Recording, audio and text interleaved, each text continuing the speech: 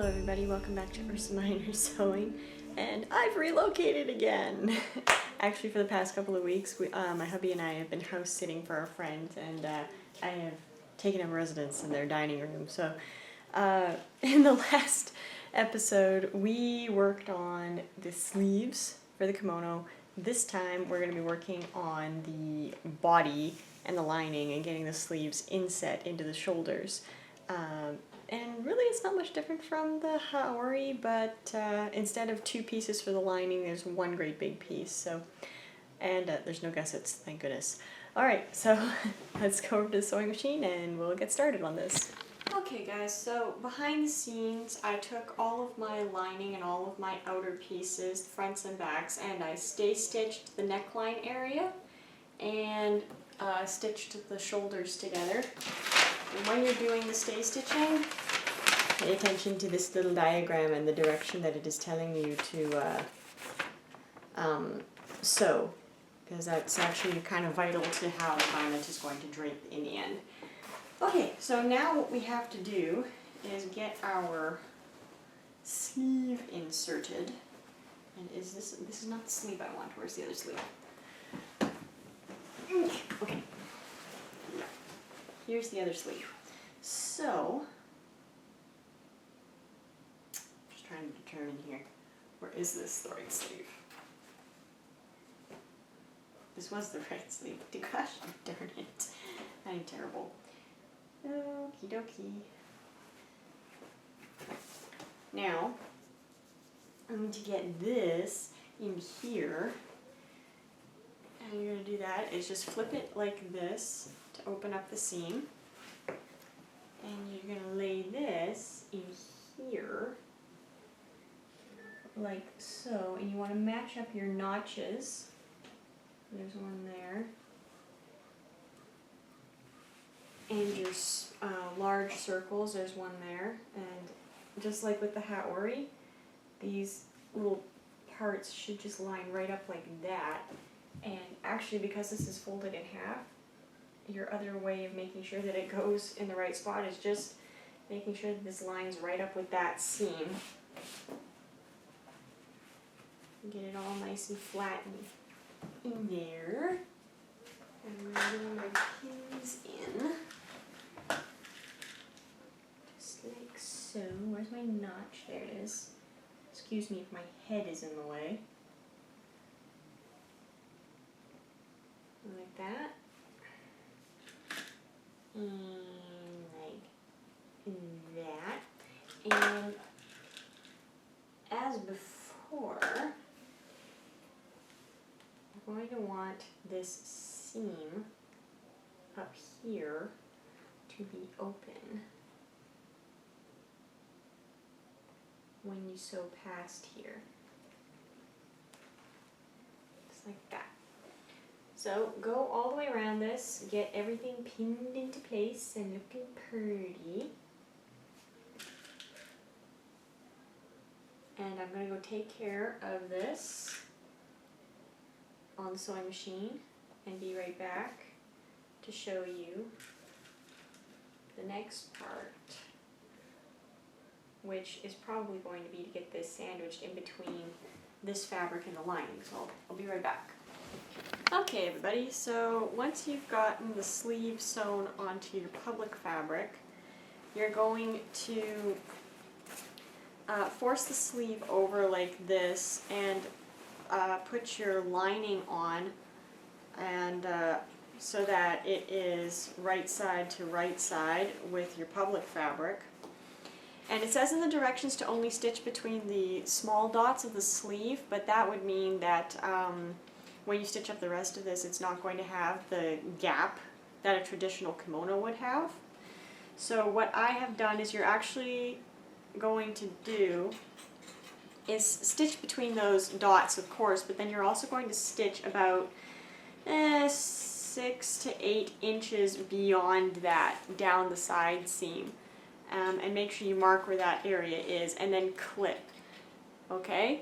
And then that'll create a slit in the side for when you're getting your kimono on and folding the waist down to put the obi belt over top. So I'm going to go take care of that and come back to show you what you need to do next. Okay, so now that we've got the lining attached and we've laid out the area for where our slit is going to be, now what you need to do is take your whole piece and flip it like this and make sure the sleeve is staying to the public side of the garment. It's going to look like a strange pair of pants here for a minute, but now what you want to do is from the base of where you stopped sewing, right here, all the way down to the bottom of this side, you're going to stitch this together all the way down. There we go. All the way down to here. And you're going to do the same on the other side. I'm going to put these two together and stitch all the way down.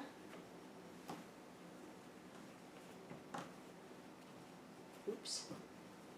To there. Okay? So, let's go sew that. Now that you've got this looking like a funky pair of pants, you gotta spread it out like this. Flip this half open. Flip this side open. And you gotta pull the lining up over the sleeve and the shoulder area. Oops. Let's try that again. Twisted wrong. Like that.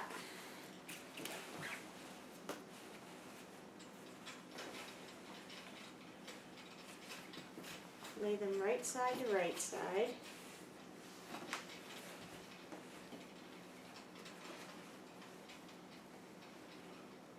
And you're going to sew from the center back along the bottom and then up the front to the base of your stay stitching at the neck or the collar line here, and then clip to the small dot at the bottom right here.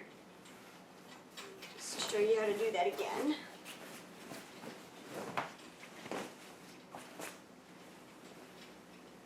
So you got it like this.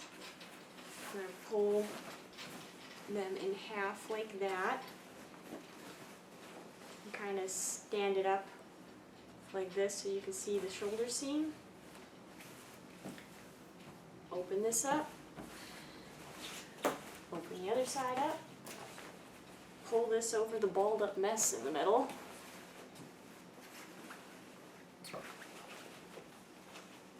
And lay them right side to right side.